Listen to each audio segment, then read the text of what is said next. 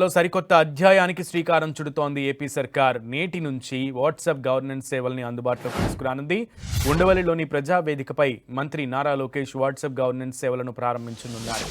తొలి దశలో 161 సేవలను ప్రభుత్వం ప్రవేశపెట్టనుంది.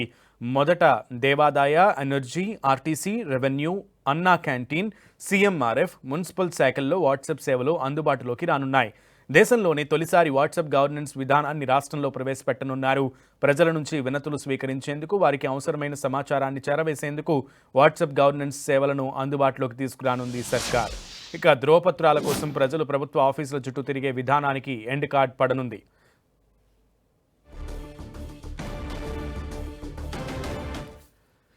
దేశంలోనే తొలిసారిగా వాట్సాప్ గవర్నెన్స్ తొలి విడతలో 161 సేవలను ఆంధ్ర రాష్ట్ర ప్రభుత్వం అందుబాటులోకి తీసుకురానుంది ప్రజల కోసం. దీనికి సంబంధించి పూర్తి సమాచారం మా ప్రతినిధి అందిస్తారు రవిచంద్. సో ఈ రోజే కాసేపట్లో మంత్రి నారా లోకేష్ ప్రారంభించనున్నట్లుగా తెలుస్తోంది ఈ పథకం. ఈ ఎలవెన్స్ గురించి, అవైలబిలిటీ గురించి అప్డేట్స్ ప్లీజ్. సునీల్, ఆధునిక సాంకేతిక పరిజ్ఞానాన్ని అందిపుచ్చుకోవడంలో చంద్రబాబే ముందుంటారని చెప్పుకోవచ్చు. దేశవ్యాప్తంగా చూస్తే అదే ఒరవడి కొనసాగుతుంది. ఇప్పుడు ఏదైతే ప్రజలకు మరింత సేవలు మరింత విస్తృతం చేయడానికి ఆయన వాట్సాప్ ను ఎంచుకున్నారు. వాట్సాప్ మాతృ సంస్థ మెటాతో గత అక్టోబర్ 22న ఒప్పందం చేసుకున్నారు.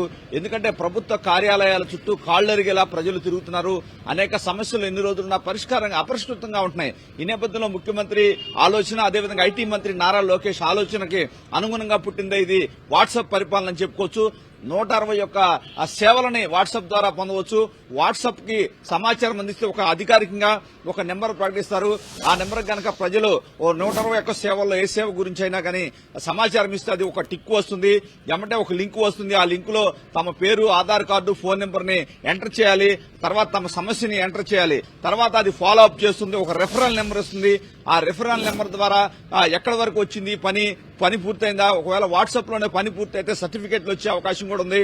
అలా 161 సేవలని అందించడానికి ఆంధ్రప్రదేశ్ ప్రభుత్వం వినూత్న ఆలోచన ద్వారా ఆవిష్కృతం అయితే చేస్తుంది.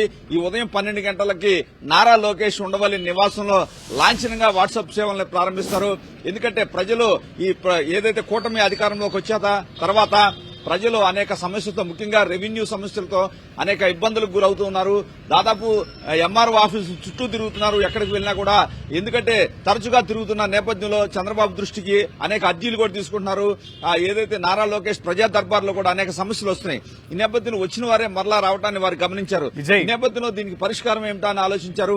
అందుకని ప్రజలు ఎక్కడికి తిరగకుండా వాట్సాప్ లోనే మొత్తం కూడా వ్యవహారం అంతా కూడా జరిగే విధంగా, సర్టిఫికెట్లు వచ్చే విధంగా కూడా, తమ సమస్యలు తీరే విధంగా కూడా ప్రభుత్వం వినూత్న ఆవిష్కరణ అయితే చేస్తుందని కూడా మనం చెప్పుకోవచ్చు. సునీల్, విజయ్, ఈ రోజు లాంఛనంగా 161 సేవలను అయితే ప్రారంభిస్తుంది ప్రభుత్వం. కానీ బ్యాక్ ఎండ్ లో ఈ ఫోర్స్ ఎక్కువ ఉండే అవకాశం ఉంది, అర్జీలు ఇంకా ఎక్కువ మోతాదులో వచ్చే అవకాశం ఉంది. దానికి సంబంధించి బ్యాక్ ఎండ్ లో ఎటువంటి ప్రణాళికలు రచించింది ప్రభుత్వం? అంటే సునీల్, మొదటి దశగా 161 సేవలు మాత్రమే చెప్పుకోవచ్చు. ఎందుకంటే ఈ 161 సేవలు గనక సరిగా జరుగుతుంటే, సరిగా ప్రజలకు సమాచారం వెళ్తుంటే, వారి సమస్యలు పరిష్కారం అవుతుంటే గనక మరింత విస్తృతంగా ఈ సేవల్ని రెండవ దశలో పరిశీలించే అవకాశం ఉంది. ఎందుకంటే మరిన్ని సేవలు ఇప్పుడు వరకు 161 సేవలు మాత్రమే మొదటి దఫా చేస్తున్నారు. ఇది సక్సెస్ అయితే గనక నెక్స్ట్ రెండవ దఫా పూర్తి స్థాయి ప్రభుత్వం సంబంధించిన సేవలు మొత్తం ఇక ఎక్కడికి ప్రభుత్వ కార్యాలయాలకి ప్రజలు వెళ్లే అవసరం లేకుండా పూర్తి స్థాయిలో మొత్తం కూడా సమాచారం వచ్చే అవకాశం ఉంది. అదేవిధంగా చూసుకుంటే కనుక ప్రభుత్వ కార్యక్రమాలు కూడా ఈ వాట్సాప్ ద్వారానే ప్రజలకి చేరవేసే అవకాశం ఉంది. ఇప్పటికే ప్రకృతి విపత్తులు సంభవించినప్పుడు కూడా కొంత మెసేజ్లు ఎస్ఎంఎస్ల ద్వారా వెళ్తున్నాయి. కానీ ఈసారి వాట్సాప్ ద్వారా కోట్ల మంది ప్రజానీకానికి సమాచారం వెళ్తుంది. ఎక్కడన్నా ప్రకృతి వైపరీత్యాలు సంబంధించినా గానీ, ఏదైనా సమస్యలు ఎదురవుతున్నా గానీ, ఏదైనా ఆ ప్రాంతాలు విద్యుత్ కోతలు ఉన్నా గానీ అంతా కూడా ప్రభుత్వ సమాచారం మొత్తం కూడా వాట్సాప్ ద్వారానే ప్రజలకు తెలిసే అవకాశం ఉంది. రెండవ దశలో మరింత విస్తృతంగా ఈ సేవలో వెలువడే అవకాశం ఉంది.